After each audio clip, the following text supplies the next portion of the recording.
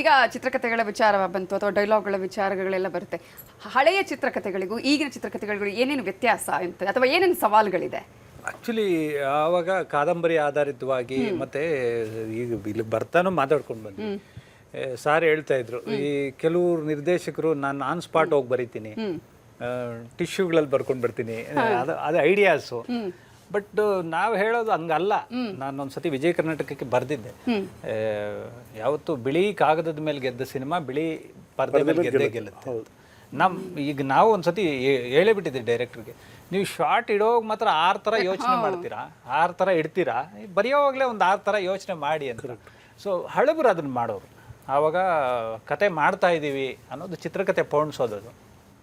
ಮತ್ತು ಎಲ್ಲ ನೆರವಿಗೆ ಬರೋರು ಸಾಹಿತಿಗಳು ಎಲ್ಲರೂ ಬಂದು, ಈಗ ಫಾರ್ ಎಕ್ಸಾಂಪಲ್ ಅಣ್ಣ ಅವರು, ಡಾಕ್ಟರ್ ರಾಜ್ಕುಮಾರ್ ಅವರು, ಅವ್ರ ಸಿನಿಮಾ ಸಿಲ್ವರ್ ಜೂಬ್ಲಿ ಹೋಗ್ತಾ ಇರುತ್ತೆ, ಅವ್ರು ಇನ್ನೊಂದು ಸಿನಿಮಾ ಟೇಕ್ ಆಫ್ ಮಾಡಬೇಕು.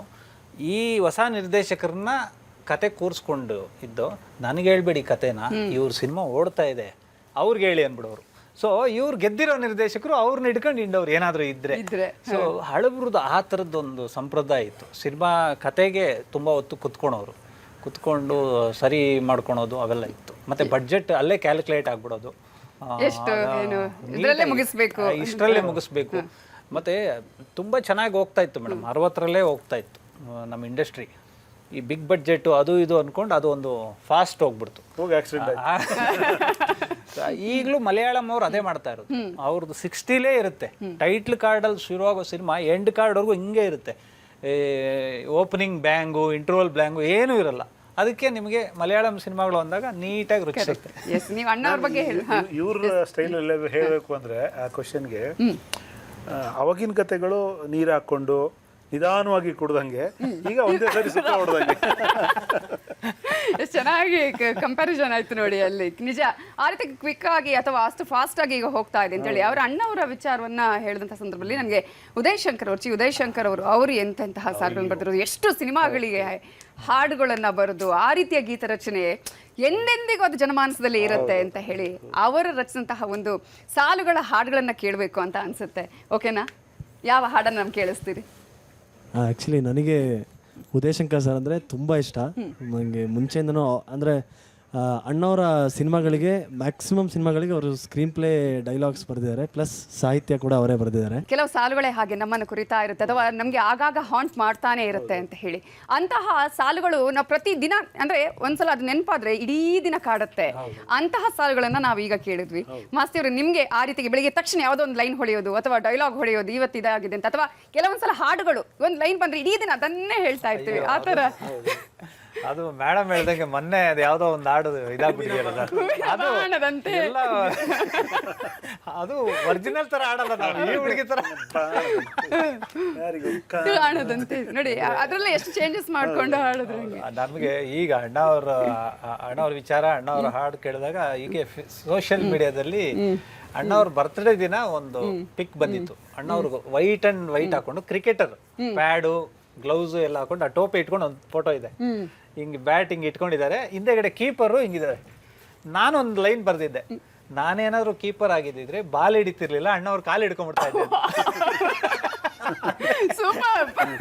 ನನಗೆ ಅವರು ನಮ್ಮ ಸುದಿ ಅಣ್ಣ ಅಂತಿದ್ದಾರೆ, ಅಣ್ಣ ಶಿವಣ್ಣನ್ಗೆ ಪರಮ ಸ್ನೇಹಿತ.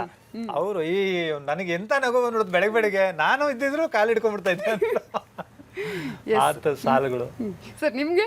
ಇಲ್ಲ, ಅದೇ ಹೇಳಿದ್ರಲ್ಲ ನೀವು, ಈ ಸಾಲುಗಳು ಅಥವಾ ಅಣ್ಣವ್ರ ಸಿನಿಮಾಗಳು ಇದೆಲ್ಲ ಕಲಿಸೋ ಪಾಠ ಇದೆಯಲ್ಲ, ಯಾವ ಸ್ಕೂಲು ಯಾವ ವಿಶ್ವವಿದ್ಯಾಲಯನೂ ಕಲಿಸಲ್ಲ, ಯಾವ ಡಿಗ್ರಿ ಎಂಥ ಲೆಕ್ಚರ್ ಕೂಡ ಕಲ್ಸೋಕ್ಕೆ ಸಾಧ್ಯ ಇಲ್ಲ.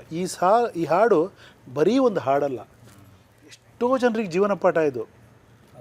ಪ್ರೀತಿನೇ ಆ ದೇವರು ತಂದ ಆಸ್ತಿ ನಮ್ಮ ಪಾಲಿಗೆ. ಎಲ್ಲೋ ಒಂದು ಕಡೆ ಕುಗ್ಬೋದು, ನನಗೆ ಆಸ್ತಿ ಇಲ್ಲ ಅದಿಲ್ಲ ಅಂದಾಗ ಈ ಥರದ್ದು ಹಾಡು, ಪ್ರೀತಿ ಇದೆಯಲ್ಲ ನಿನಗೆ, ಪ್ರೀತಿಯಲ್ಲಿ ಇರಬೇಕು ನಾವು, ಅಥವಾ ಒಂದು ಸಂಬಂಧ, ಒಂದು ಪ್ರೀತಿಗೆ ಮಹತ್ವ ನೋಡಿ ಎಷ್ಟು ಧೈರ್ಯ ಕೊಡುತ್ತೆ. ನೀ ಪಕ್ಕ ಇದ್ದರೆ ಹಿಂಗೆ ಬೆಟ್ಟ ನೆತ್ತಿನ ಬೆಳ್ಳನಾಗೆ. ಹೌದು, ಅಂದರೆ ಆ ಧೈರ್ಯ ಕೊಡುತ್ತೆ. ನನ್ನ ಜೊತೆಗೆ ಪ್ರೀತಿಸೋರಿದ್ರೆ ಏನೇ ಬಂದರೂ ಅದಿದೆಯಲ್ಲ. ನಮಗೆ ತುಂಬ ಜನ ಕೇಳ್ಬಿಡ್ತಾರೆ, ರಾಜ್ಕುಮಾರ್ ಅವ್ರು ಏನು ಮಾಡಿದ್ದಾರೆ ಸಮಾಜ. ರಾಜ್ಕುಮಾರ್ ಅವರು ಕಲಿಸಿದಂಥ ಜೀವನ ಪಾಠವನ್ನು ಅವರ ಸಿನಿಮಾಗಳ ಮೂಲಕ ಇನ್ಯಾರೂ ಕಲಿಸಿಲ್ಲ. ಅದಕ್ಕಿಂತ ದೊಡ್ಡ ಕಾಣಿಕೆಯನ್ನು ಸಮಾಜಕ್ಕೆ ಯಾರೂ ಕೊಡೋಕ್ಕೆ ಸಾಧ್ಯ ಇಲ್ಲ. ಒಬ್ಬ ಮನೆಯಲ್ಲಿ ಒಬ್ಬ ಗಂಡ ಹೇಗಿರಬೇಕು, ಅಣ್ಣ ತಮ್ಮರನ್ನ ಹೆಂಗೆ ನೋಡ್ಕೋಬೇಕು, ಮಕ್ಕಳನ್ನ ಹೆಂಗೆ ನೋಡ್ಕೋಬೇಕು, ನ್ಯಾಯವಾಗಿ ಹೆಂಗೆ ನಡಿಬೇಕು, ಅದಕ್ಕೆ ತ್ಯಾಗ ಹೆಂಗೆ, ಇನ್ನೊಬ್ರಿಗೆ ಸಹಾಯ ಮಾಡೋದು ಹೆಂಗೆ, ಇದನ್ನೆಲ್ಲ ಕನ್ನಡಿಗರಿಗೆ ಕಲಿಸಿದ್ದು ರಾಜ್ಕುಮಾರ್ ಅವರ ಸಿನಿಮಾಗಳ ಮೂಲಕ. ಅದ್ರ ಹಿಂದ್ಗಡೆ ಉದಯ್ ಶಂಕರ್ ಅವರು ಇದ್ದರು ಅಥವಾ ಎಲ್ಲ ರೈಟ್ರು ಇದ್ದರು, ಬಟ್ ಅದ್ರ ಮುಖ ಬಂದು ರಾಜ್ಕುಮಾರ್. ಅದಕ್ಕಿಂತ ದೊಡ್ಡ ರಾಜ್ಕುಮಾರ್ ಅವ್ರ ಕಲಾವಿದ ಏನು ಕೊಡಬೇಕು ಅದನ್ನು ಕೊಟ್ಟಿದ್ದಾರೆ. ಅವ್ರೇನು ಸೇತುವೆ ಕಟ್ಸ್ಬೇಕಾಗಿರ್ಲಿಲ್ಲ ಅಥವಾ ಅವ್ರೇನು ಮನೆ ಕಟ್ಸ್ಕೊಡ್ಬೇಕಾಗಿರಲಿಲ್ಲ.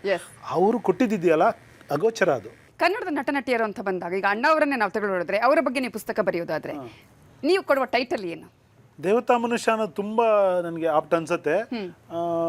ಅದು ಬಿಟ್ಟರೆ ರಾಜಕುಮಾರ ಅಷ್ಟೇ. ನಾನು ರಾಜಕುಮಾರನೇ ಅವರು, ರಾಜಕುಮಾರ ಅಷ್ಟೇ, ಏನು ಬೇರೆ ಏನು ಬರೆಯಲ್ಲ, ರಾಜಕುಮಾರ ಅಂತ ಇಟ್ಬಿಡ್ತೀನಿ ನಾನು. ಮಾಸಾಗಿಟ್ರೆ ಅಣ್ಣವರು ಎಲ್ಲ ಜೇಮ್ಸ್ ಬಾಂಡ್, ಅಣ್ಣ ಬಾಂಡ್ ತರ ಆ ತರದ್ದು ಏನಾದ್ರು ಕೊಡ್ತೀರಾ? ಅಂದ್ರೆ ಅಣ್ಣವ್ರ ಮಾಸು ನೀವ್ ಹೇಳ್ದಂಗೆ ನಡ್ಕೊಂಬಂದ್ರೆ ನನಗೆ ಆಕ್ಚುಲಿ ಅವ್ರು ನೋಡ್ದ ಕ್ಲಾಸ್ ಶ್ವೇತಧಾರಿ ಅಂತ ಇಡ್ಬೇಕು. ನೋಡಿ ಇಲ್ಲೇ ಹೆಂಗ್ ಚೇಂಜ್ ಆಯ್ತು ನೋಡಿ ಇಲ್ಲೇ.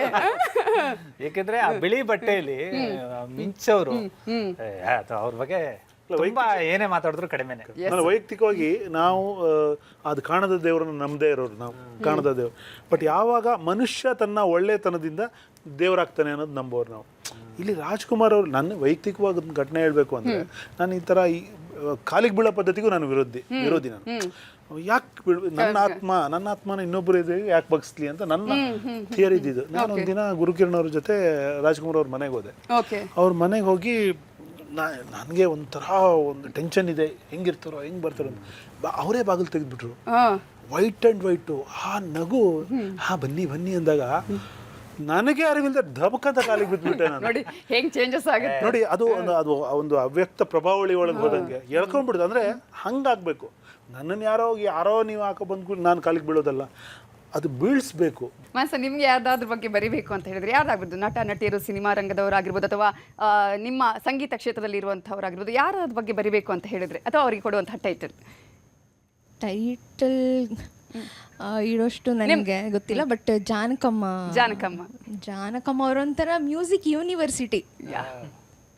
ಅಂದ್ರೆ ಯಾವುದೇ ತರದ ಹಾಡುಗಳು ಮಾಧುರ್ಯಕಮ್ಮ, ರಾಗಕಮ್ಮ ಅವ್ರಿಗೆ ಹೇಳ್ಬೇಕು. ಮಾಧುರ್ಯಕಮ್ಮ, ರಾಗಕಮ್ಮ, ಸ್ವರಕಮ್ಮ.